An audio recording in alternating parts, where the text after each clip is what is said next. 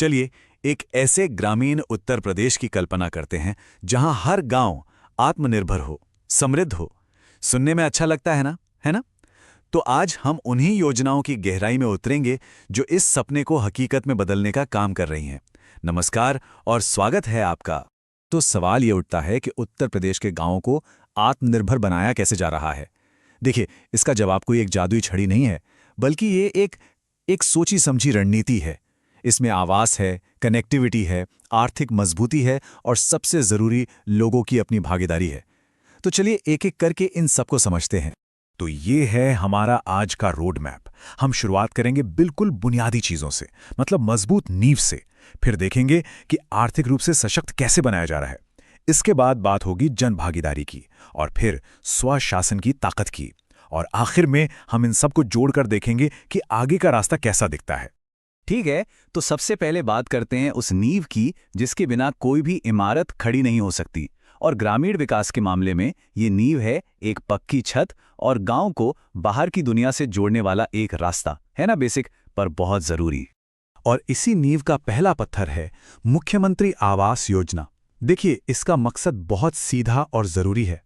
उन गरीब परिवारों को पक्की छत देना जो किसी आपदा या फिर किसी और मुश्किल की वजह से बेघर हो गए हैं।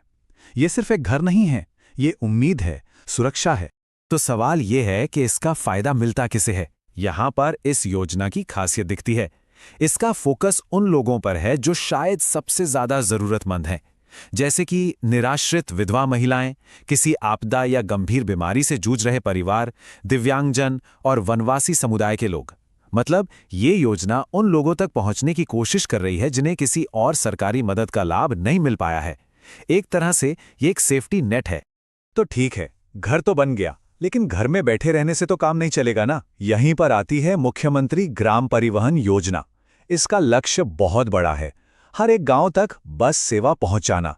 सोचिए, ये सिर्फ एक बस नहीं है, ये गांव को शहर से, बच्चों को स्कूल से और लोगों को रोजगार के नए मौकों से जोड़ने का एक जरिया है। तो जब घर और कनेक्टिविटी जैसी बुनियादी जरूरतें पूरी हो जाती हैं, तब आता है अगला और शायद सबसे अहम कदम, लोगों को आर्थिक रूप से अपने पैरों पर खड़ा करना, वो भी उनके अपने गांव में। चलिए देखते हैं ये कैसे हो रहा है। और इस दिशा में एक बहुत ही दिलचस्प पहल है बीसी सखी योजना। इसका कॉन्सेप्ट बड़ा कमाल का है। ग्रामीण महिलाओं को बैंकिंग कॉरेस्पॉन्डेंट यानी बीसी सखी बनाया जाता है, जो घर घर जाकर बैंकिंग सर्विस देती हैं। तो इससे दो काम एक साथ हो रहे हैं। एक तो बैंकिंग गांव के दरवाजे तक पहुंच रही है और दूसरा महिलाएं आर्थिक रूप से आत्मनिर्भर बन रही हैं। वाकई एक गेम चेंजर। और सबसे अच्छी बात जानते हैं क्या है? इसका प्रोसेस कितना आसान बना दिया गया है। बस एक यूपी बीसी सखी ऐप डाउनलोड करना है, अपने मोबाइल नंबर से रजिस्टर करना है, फिर एक ऑनलाइन टेस्ट या इंटरव्यू देना होता है। इसके बाद 6 दिन की ट्रेनिंग और बस बैंक मित्र के तौर पर काम शुरू। टेक्नोलॉजी का कितना बेहतरीन इस्तेमाल है ना? शुरुआत में जब तक कमीशन से अच्छी इनकम नहीं होती, तब तक सरकार मदद भी करती है। पहले 6 महीनों के लिए हर महीने 4,000 रुपए का वजीफा दिया जाता है। ये सिर्फ पैसे नहीं है, ये एक तरह का शुरुआती सपोर्ट है, ताकि बीसी सखियां बिना किसी चिंता के अपना काम जमा सकें। ये एक निवेश है उन महिला उद्यमियों में। महिलाओं के बाद अब बात करते हैं युवाओं की। और मुख्यमंत्री युवा उद्यमी विकास अभियान का नारा ही सब कुछ कह देता है। हर कदम उद्यमिता की ओर, हर युवा आत्मनिर्भरता की ओर। मतलब फोकस सिर्फ नौकरी खोजने पर नहीं, बल्कि नौकरी देने वाला बनने पर है। और ये कोई छोटी मोटी योजना नहीं है। इसका लक्ष्य देखिए, अगले 10 सालों में 10 लाख युवाओं को स्वरोजगार के मौके देना। जरा सोच कर देखिए, 10 लाख नए एंटरप्रेन्योर्स, ये ग्रामीण अर्थव्यवस्था की पूरी तस्वीर बदल सकते हैं। अच्छा, अभी तक हमने सरकार की योजनाओं की बात की, पर क्या हो अगर गांव के लोग खुद अपने विकास की कमान संभाल लें? यहीं पर आती है मातृभूमि योजना, जो जन भागीदारी का एक बिल्कुल अनोखा मॉडल पेश करती है। इसका फंडा बहुत सिंपल लेकिन पावरफुल है। अगर कोई नागरिक अपने गांव में कोई विकास का काम करवाना चाहता है, तो उसे लागत का 60% हिस्सा देना होगा। बाकी का 40% सरकार देगी। मतलब अब लोग सिर्फ सरकार से मांग नहीं रहे, बल्कि विकास में पार्टनर बन रहे हैं। ये ओनरशिप की भावना लाता है। और इसके तहत काम भी बड़े अच्छे हो सकते हैं, जैसे स्वास्थ्य केंद्र, आंगनवाड़ी, लाइब्रेरी, जिम, यहां तक कि सीसीटीवी कैमरे और सोलर लाइटें भी। और एक बहुत ही खास बात, जो व्यक्ति 60% योगदान देता है वो उस प्रोजेक्ट का नाम अपने किसी प्रियजन के नाम पर रखवा सकता है। सोचिए, ये अपने गांव को एक यादगार तोहफा देने जैसा है। तो अब ये सारे काम हो रहे हैं, घर बन रहे हैं, बैंकिंग पहुंच रही है, लोग पार्टनर बन रहे हैं, पर इन सब की प्लानिंग कैसे होती है? कौन तय करता है कि गांव को असल में जरूरत किस चीज की है? इसका जवाब है ग्राम पंचायत विकास योजना, या जिसे हम GPDP कहते हैं। ये लोगों सबका विकास ही इसकी आत्मा है।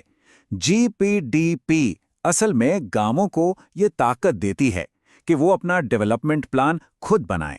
मतलब अब दिल्ली या लखनऊ से तय नहीं होगा कि गांव में क्या बनना है, बल्कि गांव के लोग ग्राम सभा में बैठकर खुद तय करेंगे कि उनकी प्राथमिकताएं क्या हैं। और ये प्लानिंग हवा में नहीं होती। इसके लिए 9 थीम या कहें कि 9 लक्ष्य तय किए गए हैं, जैसे गरीबी मुक्त गांव, स्वस्थ गांव, बच्चों के लिए अच्छा माहौल, पानी की पूरी व्यवस्था, साफ सुथरा और हरा भरा गांव, और भी बहुत कुछ।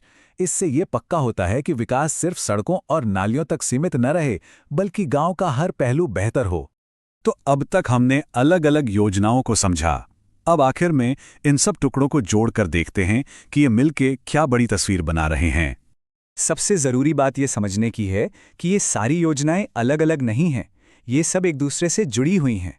सोचिए, आवास योजना घर देती है, परिवहन योजना बाहर निकलने का रास्ता, BC सखी योजना घर पर पैसा लाती है, और GPDP इन सब की प्लानिंग करने का अधिकार देती है। ये एक इंटीग्रेटेड स्ट्रैटेजी है। तो आखिर में ये सवाल बचता है कि इन सभी योजनाओं का मिलाजुला असर ग्रामीण उत्तर प्रदेश के भविष्य को किस तरह से आकार देगा? क्या हम एक ऐसे आत्मनिर्भर ग्रामीण भारत की शुरुआत देख रहे हैं जिसका सपना हमेशा से देखा गया है? ये एक बड़ा सवाल है जिसका जवाब आने वाला वक्त